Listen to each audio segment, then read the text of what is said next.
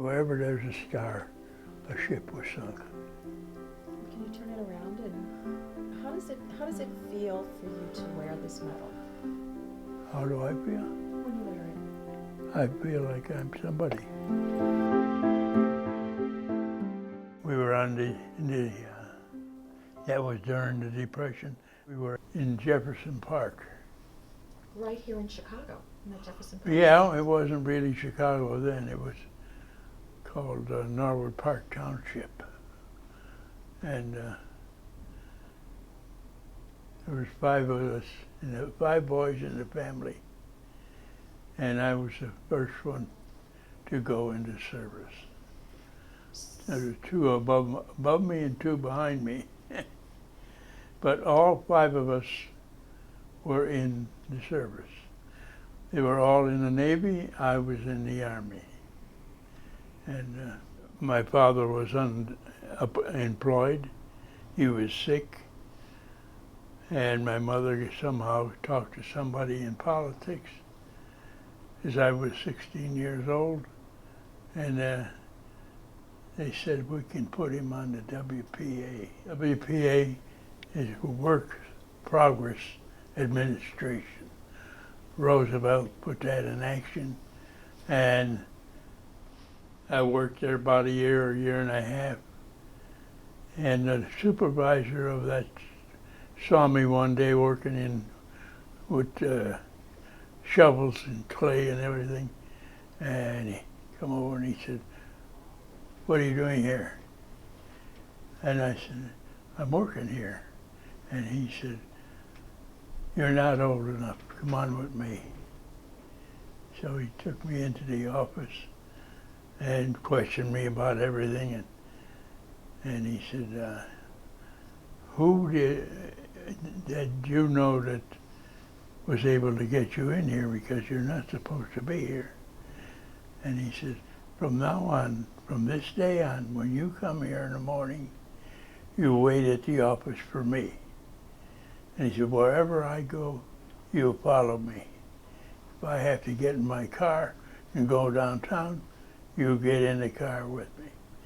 By the way, he said, do you know how to drive? I said, no, I don't.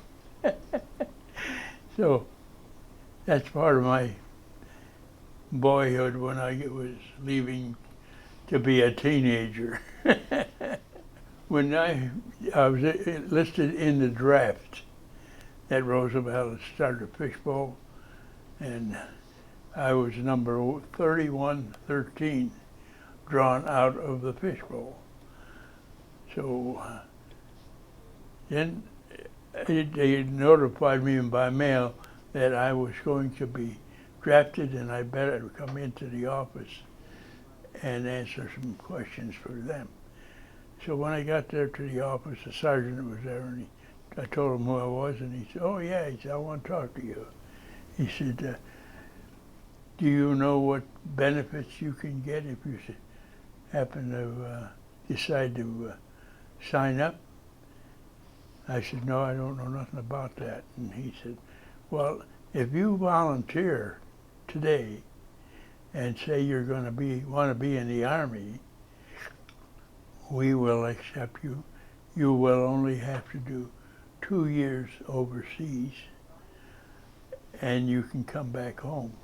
But if you go and get drafted, you'll have to do 4 years of where I do not know where you'll go.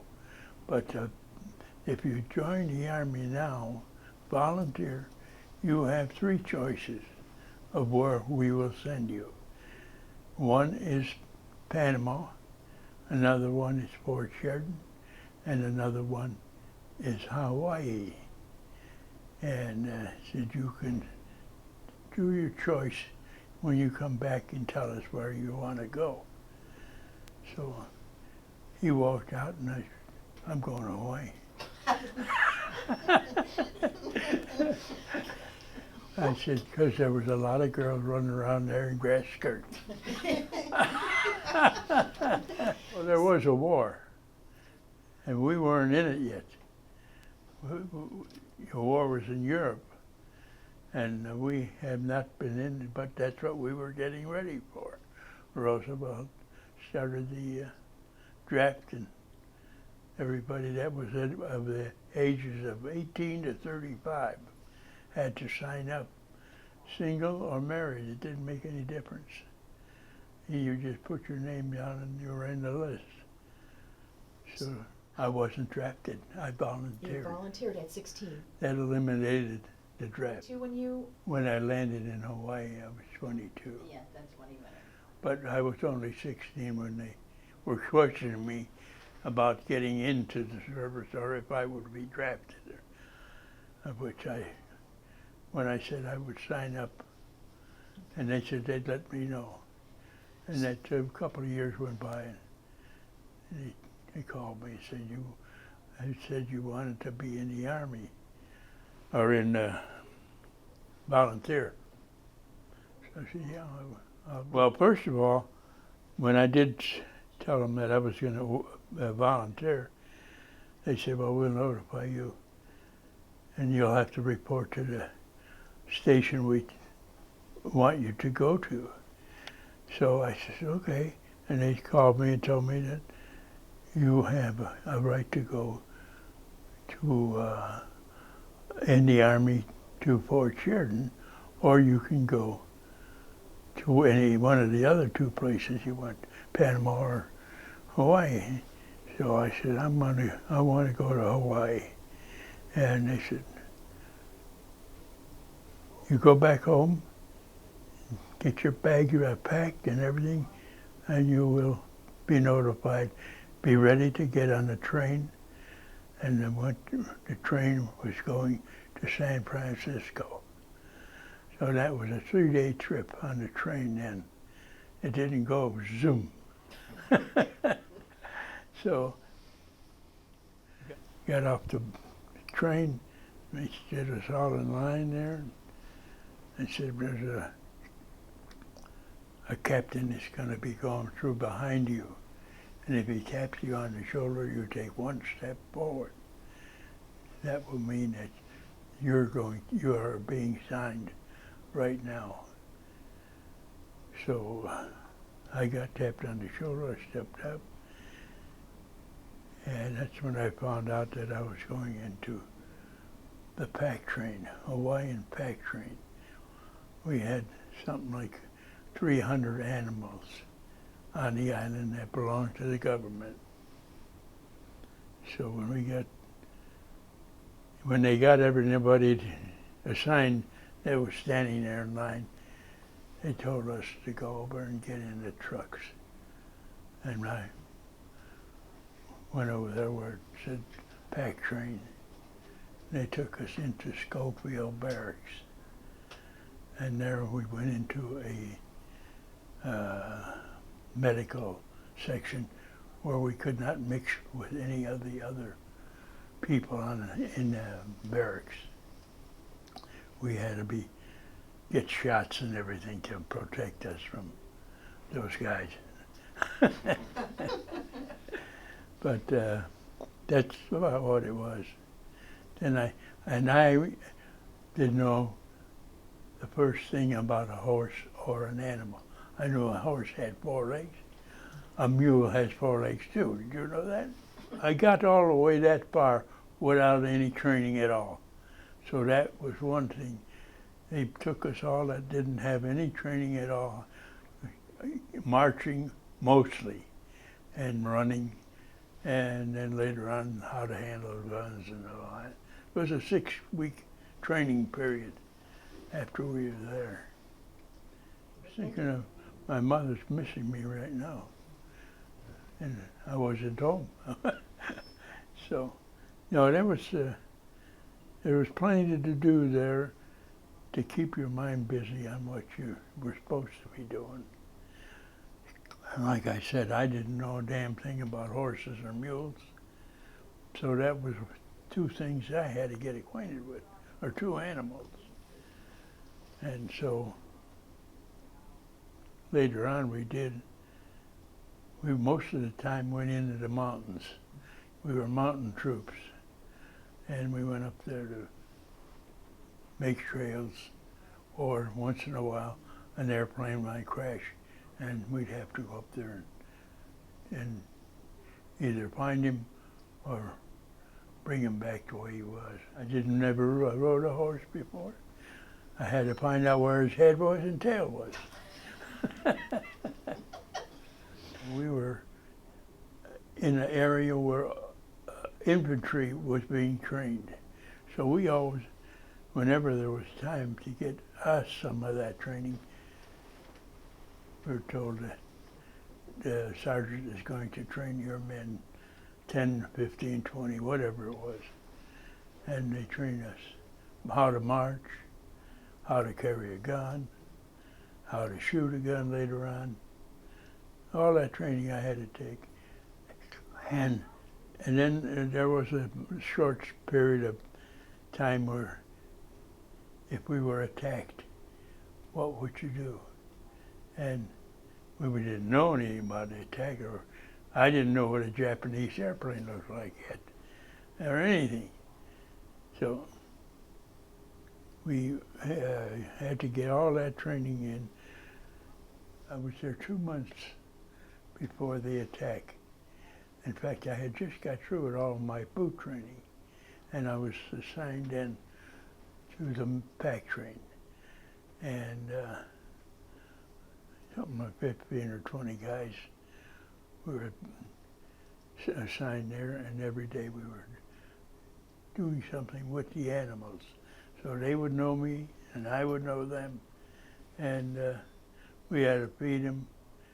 And every day there's a detail called stable duty. And Sunday, it didn't make any difference if it was Sunday, Monday, or Tuesday. You were assigned to do that day. And so I was assigned December 7th to be stable duty. And cleaning, all the animals are taken out of the stable area, put into a corral, and they were just roam around there till we got their stables all cleaned. It's a lot of, well, we'll forget about that. Anyhow, we had to clean up everything, and then there was a wagon that we'd have to pitch it all up into the wagon, and the wagon would take it out in the field, and there was a big pile out there. And this day in particular, like I said, I didn't know what a Japanese airplane was. And here all our outfit was at the edge of Wheeler Field, and which was maybe 200 yards from where our stable area was to where the airplanes, and all of the airplanes were out on the runway that morning. They were P-40s. That was a fighting airplane, and they were all out there in a line on the landing field. And here we hear these planes coming in. I was, what the hell are these guys doing out flying around on Sunday morning? You know, Sunday was a day to do nothing, except for us guys. We had to take care of those animals. So that's what the Japanese airplanes come right over us. And I saw the first bomb fall that started World War II. And it blew up all those airplanes that were sitting there, at least 25, 30 of them. It just went to hell. They dropped the bomb right in the middle of them. So that, not only did it eliminate the airplanes, it eliminated the field, because nothing was going to land there with that hole in the ground. So, but by nightfall of December 7th, we had all kinds of little duties that were thrown at us to do.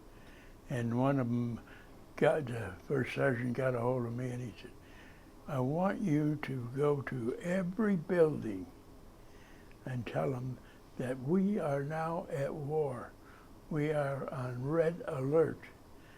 And I want you to tell everybody to go draw their full field equipment, which was a blanket, extra shoes, and everything that you could think of, you put on your back and take off. So that day, that was Sunday, around about 5 o'clock, they gave us orders to take the mules and the horses into the hills. Go and take them all up there and hide. How do you hide a horse?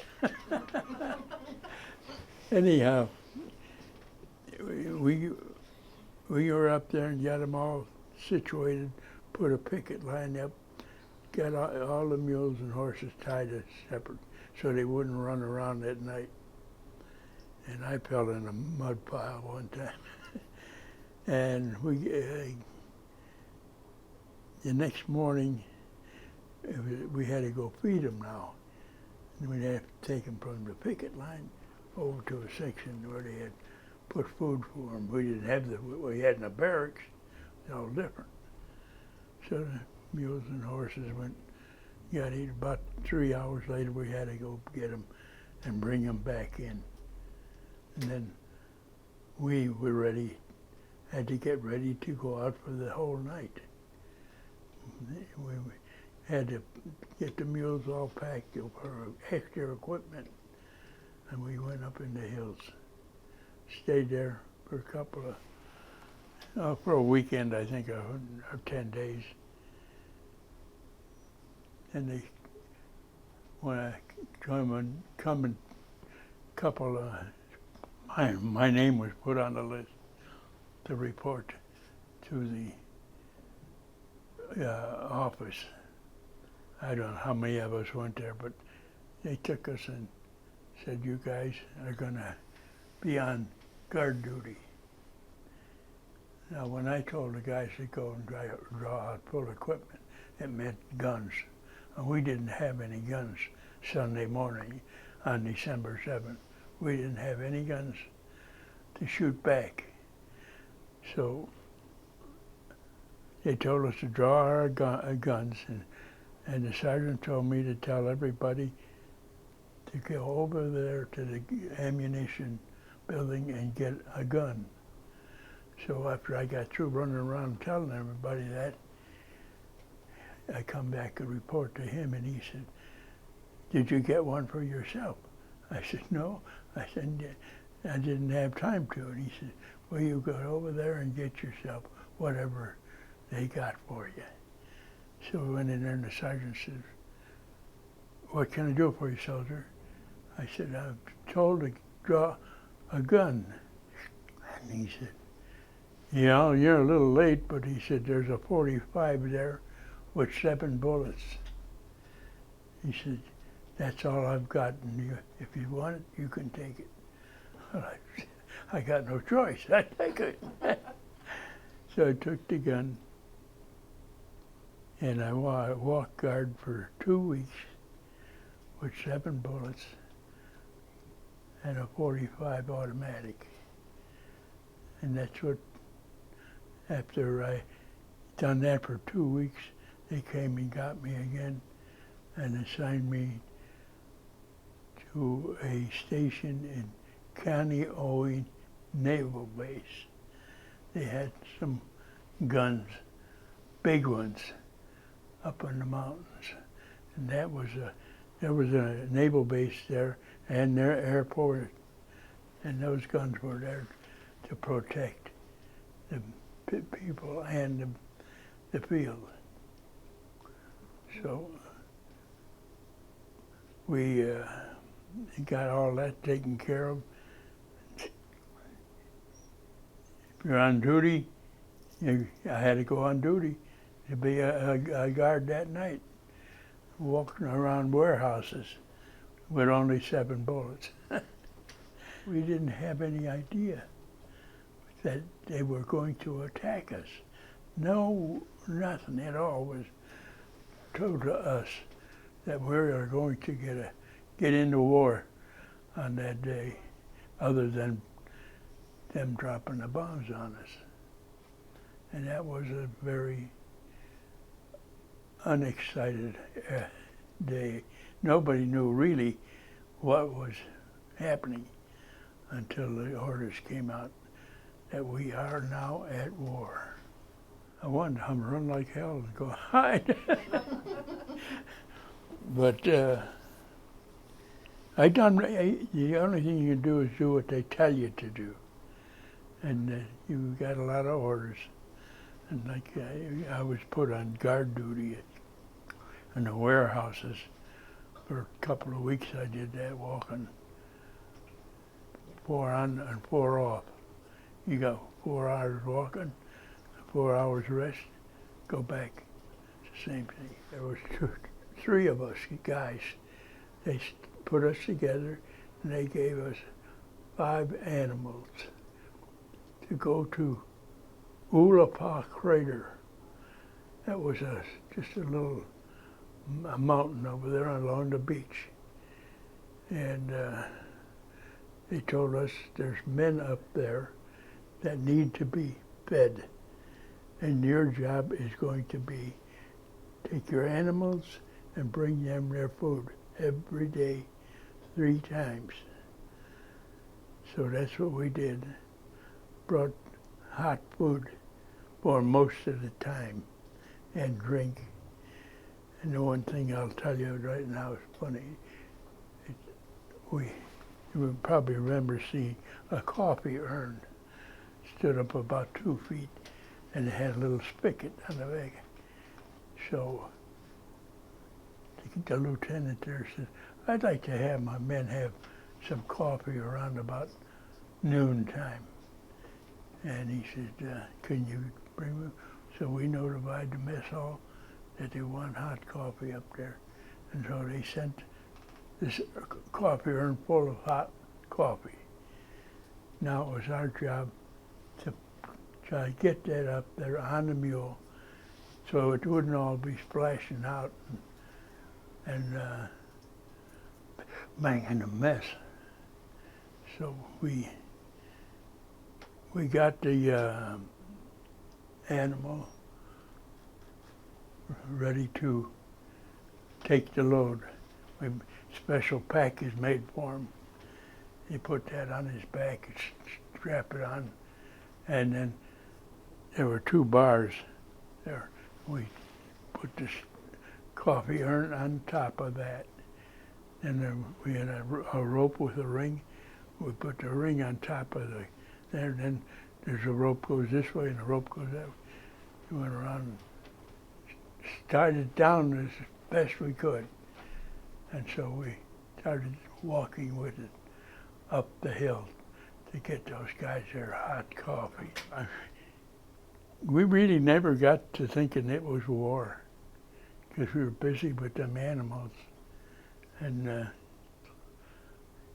we had orders to haul stuff up there, guns and equipment that they were going to use. And there was a lot of rumors going around that the Japanese were going to paratroop troops in at night. So you very seldom got any rest. So I'm glad I'm back home. Well, I went to Pearl Harbor a couple of days after that. We had a truck to go get something in that area.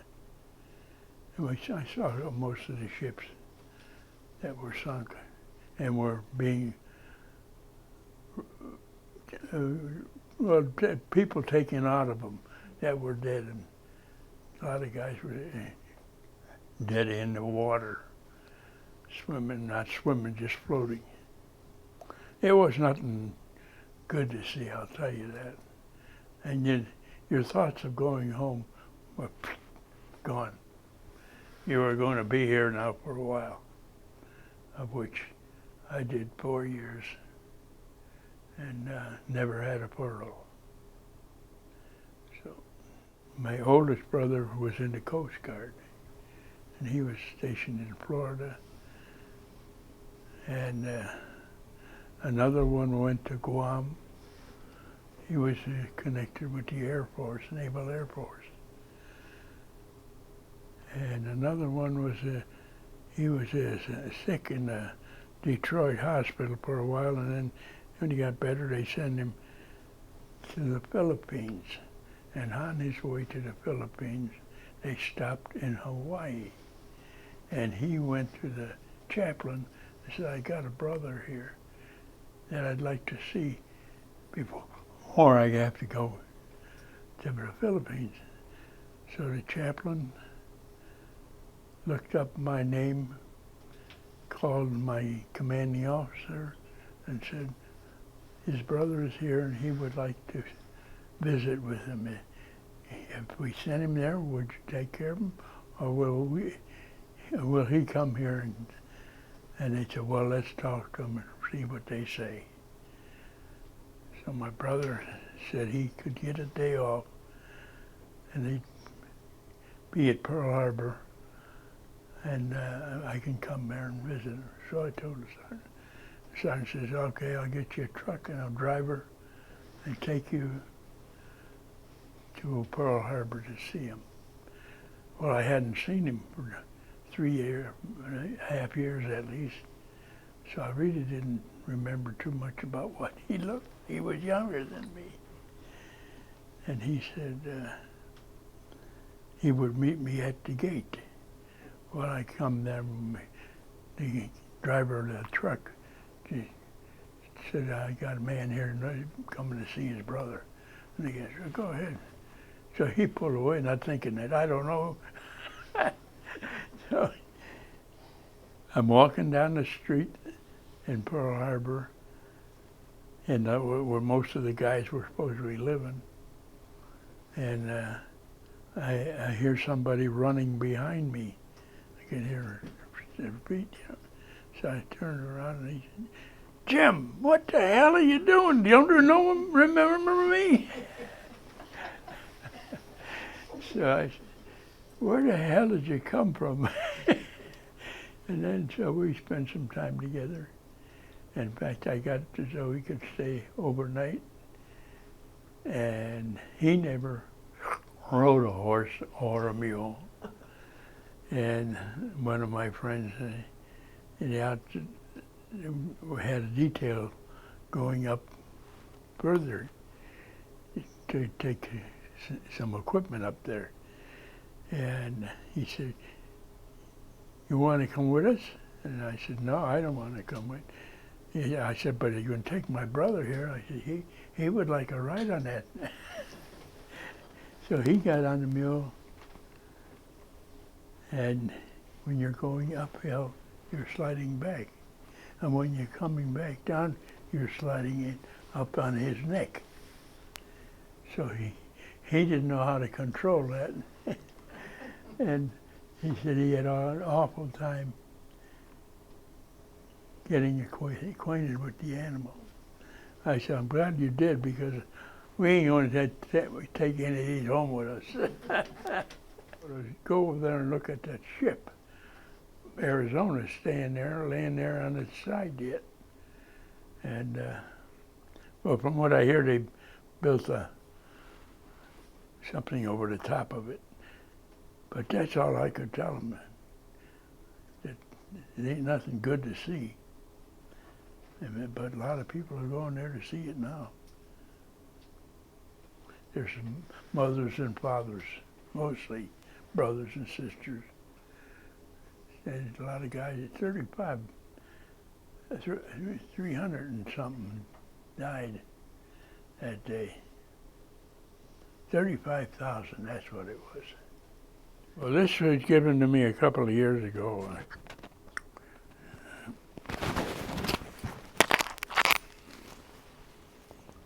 Tells the whole story right there in the back.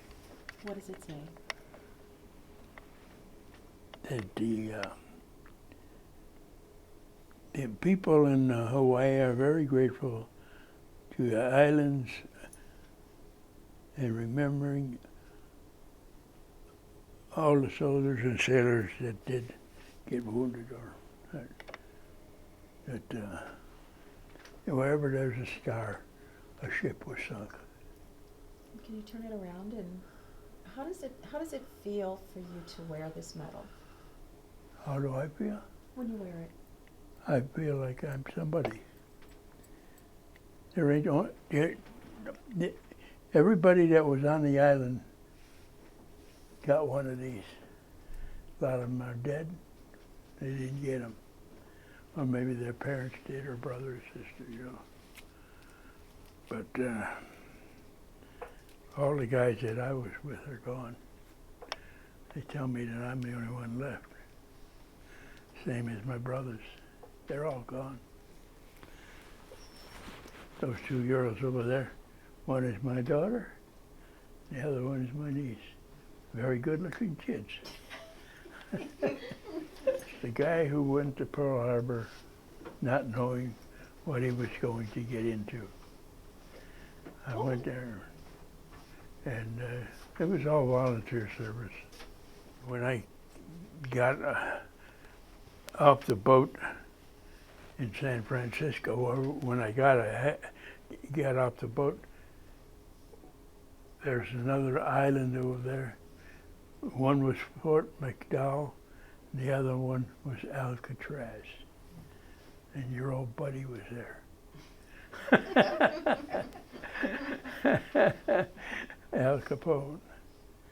But we were told when we got on the boat and we were going to go back to Frisco to get on a train to go home, they said, you're on the boat, don't go to the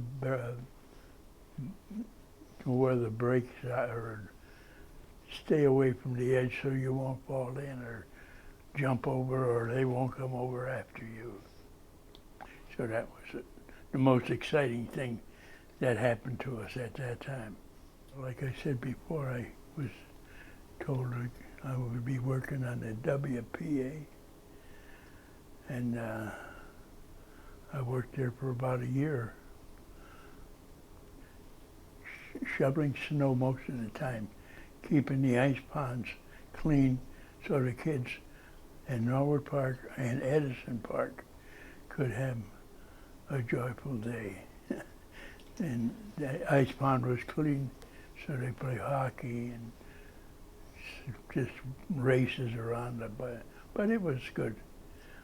I did get a job for part-time with the post office. And it was at the holiday, Christmas and New Year's. There's always was a busy day at the post office. So I for 1 year, I was working in the post office, and when they didn't need you anymore, told you to go get a different job. So, but after that, a friend of mine had told me that his brother owned a gas station at 63rd and Woodlawn, and he told me to go and see him. He'd probably give you a job, which I did. And I didn't have a car. I didn't know how to drive. Now I had to go there on an elevated all the way to 63rd Street. And when I got there, he told me, I need somebody, but I need somebody who can drive. I said, well, I can't drive, but I'd sure like the job. And he said, okay, I'll tell you what. I'll get you a car, and you can drive back and forth, but I want you on the job every day.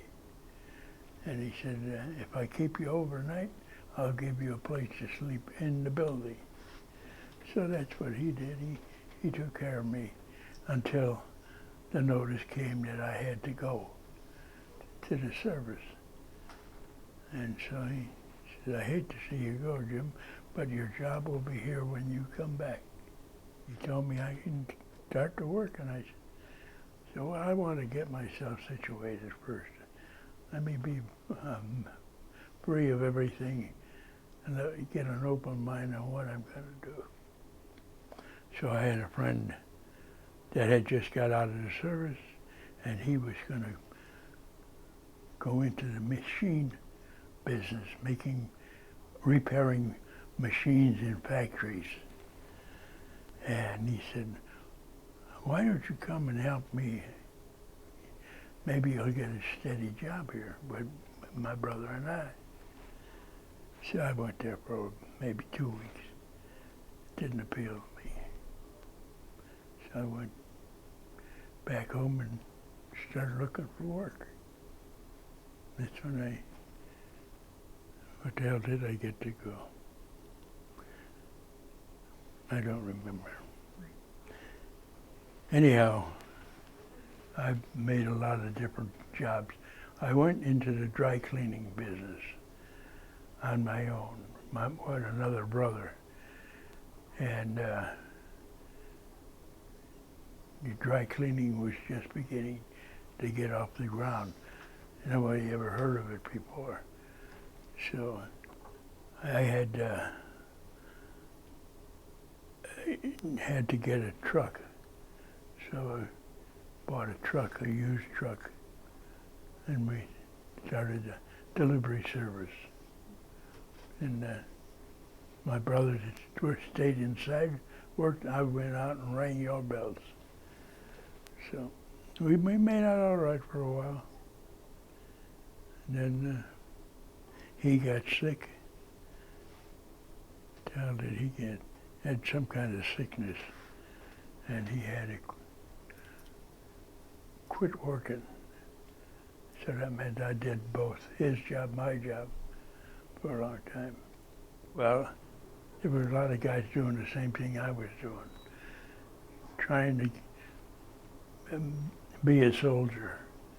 And we kidded around with each other and made life a little easier. Because we did, when we first got there in that outfit, we didn't have any idea that now I'm in the Army and this is war. So they're going to make us do different things, of which they did. So one day we got a call that an airplane had crashed up in the hills, or somebody called and said it looks like there's a parachute up there in the trees. So the word got around that we were going to have to go up there and see what the hell that is. So the captain, or lieutenant, I think 10 guys he took. And I was one of them because at this time now I was a saddler on how to repair equipment, leather equipment. So when we got the call about a parachute or something up there, 5 o'clock in the morning we hit the trail that we thought would take us there.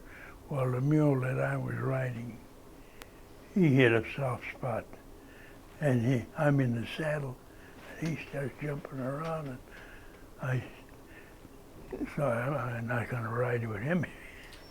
So I jumped out of the saddle and grabbed a hold of a tree, about like that, and held onto that tree, and he went down about 20 feet.